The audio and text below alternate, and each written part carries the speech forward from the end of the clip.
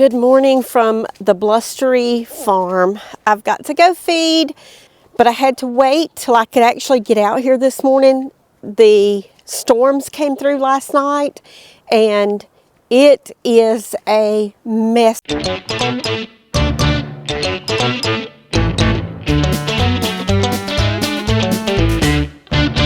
The farm is just plain flooded today.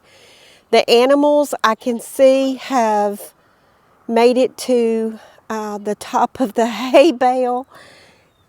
Some of them, the goats are. Nelly was up there eating also. So I need to get the feeding done. I'm going to be dodging water. And hubby has gone off on storm duty. He works for the power company.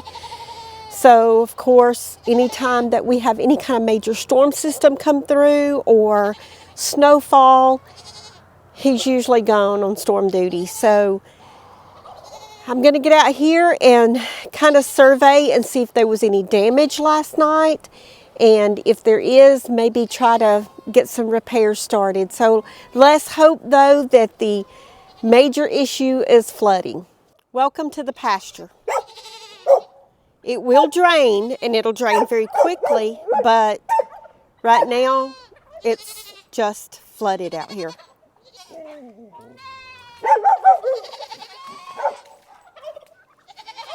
Yes, I'm walking through the water. I want to see how deep it is. Oh, it's up to the top of my boots.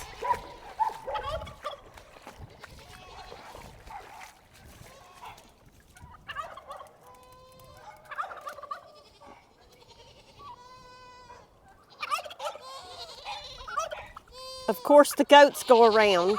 They don't like water. So this must be a very low spot. However, it's draining off very quickly. The wind is ferocious today, however. Let's walk this way towards the end of the pasture. The barn is quite messy in there. Where the hay has gotten into the ground really good, it's okay, but I need to go in there and spread hay and straw. Especially since we are supposed to have some really cold temps this next week. I want you guys to see this too. This is the other end of the pasture here. The ducks were swimming right there earlier. It looks like some boards and stuff have washed.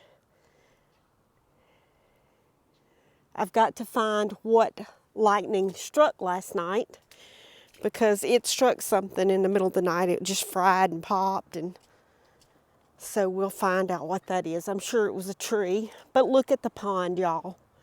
Look at the pond. The pond is back up. It's not all the way full to where it was, but by the time everything drains, it's going to be very close. Normally, I want you to see, y'all remember what it looked like, how the water was not all the way down completely, but it was several feet down. And look, that tree right there is the edge of where it is at capacity, where it starts to overflow. This tree is always in the water, and it's back in the water today. The ducks are having a ball.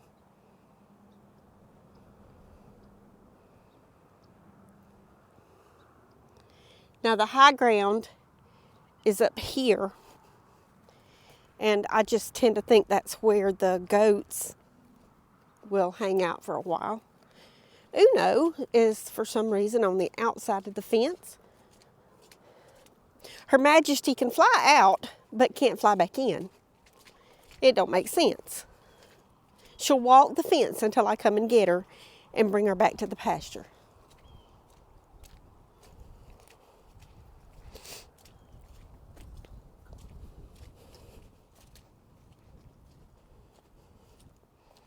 Well, Uno, why don't you fly in? Why don't you fly in? Okay, Her Majesty, I'll come get you. So the chicken run stayed pretty dry in there. Tony made me a half gate here because I just had something sitting in front of it so that I could let the chickens free range every day without having to just open and close because of the goats. The goats will go in there and eat their feed. So I came up with a plan to cut the door in half, lock the bottom half. That way the chickens and turkeys can come in and out and the goats won't go in. But it stayed pretty dry in there last night, so I'm glad for that. But because the ends of the barn are open, water did blow in. So we are about to undertake that project of maybe putting up front and back to the barn. Okay, a little different look at the pond from out here with it. How beautiful is that?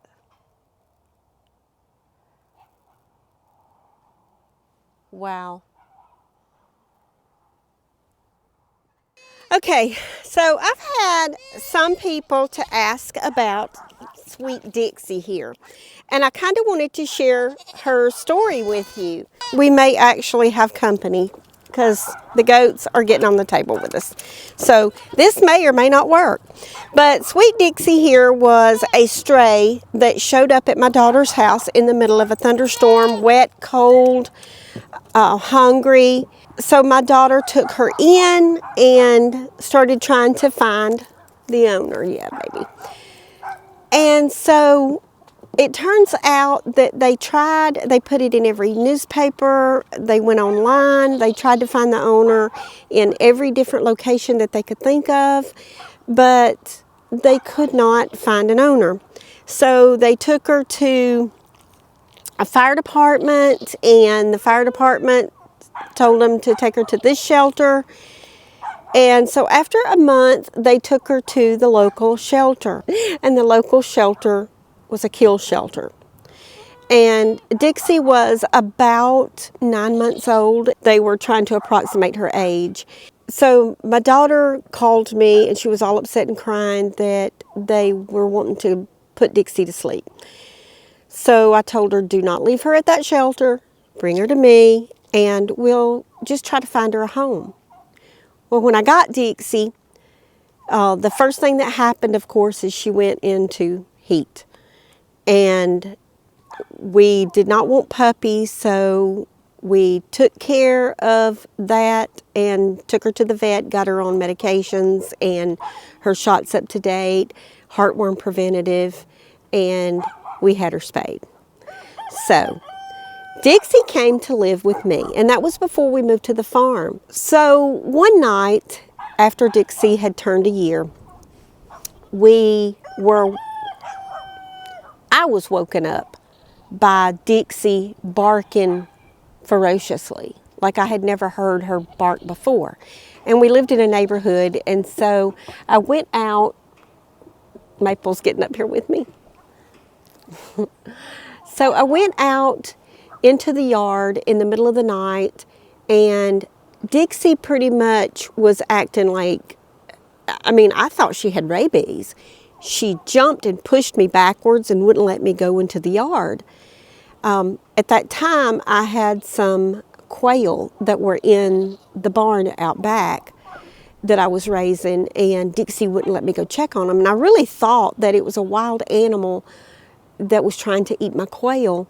So I went back in the house and woke Tony up and told him that I think there's a wild animal out there, and I was grabbing a flashlight, and he said, okay, well, be careful, because he knows that I can handle wild animals.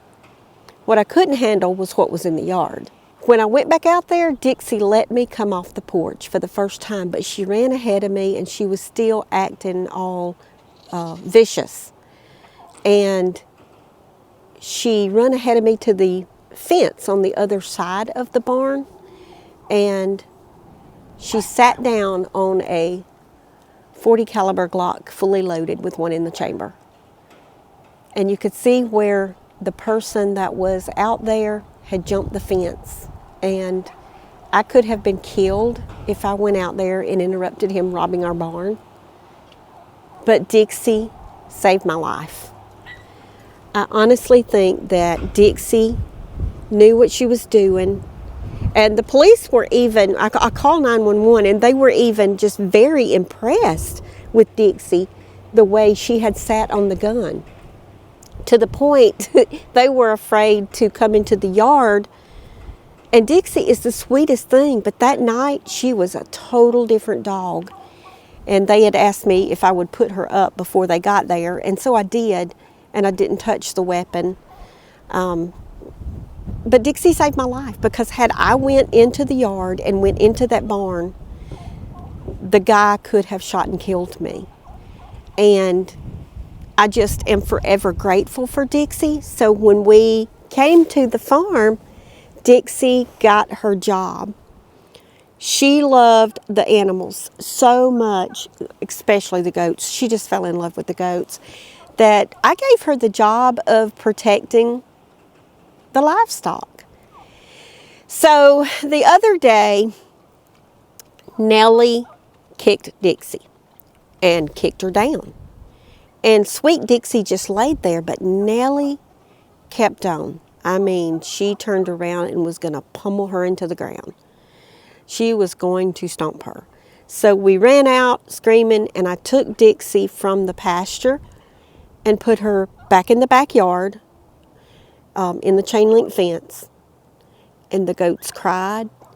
Dixie stood by the gate and cried. And I had to put her back in here. So the only thing right now that we can do is try to teach her not to get behind Nelly. And I think she's learning that, because I watched them today. They seem to love one another, but when it comes feeding time, that's when the issue starts, because Dixie wants her food and she wants to guard the food. So I'm having to teach Dixie not to get behind Nelly, because it's only a problem if she gets behind her. And Dixie tends to try to make Nelly get away from her food. So we will learn. Today went very good. Dixie did very good. She stayed away from Nelly. Nelly stayed away from her. And when it comes to just being out in the pasture, they're best friends.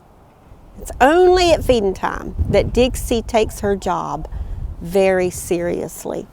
Dixie's wondering why I've got her sitting up here with me when she could be down there with her goats. There she goes. She loves her goats.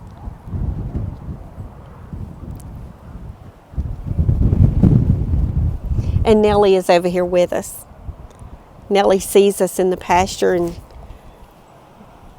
Nelly's a sweetheart.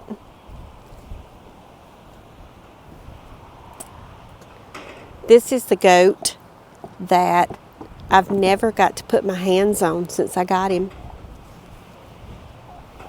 And he loves to be petted now. So this is what's going to happen with Nelly in the future. Nelly doesn't know it yet, but Nelly's going to get petted the same way. And she's going to enjoy it just like my sweet little Alfie does here. But I just wanted to tell y'all Dixie's story and give her some recognition for the time she saved my life. And now, I just want Dixie to be happy.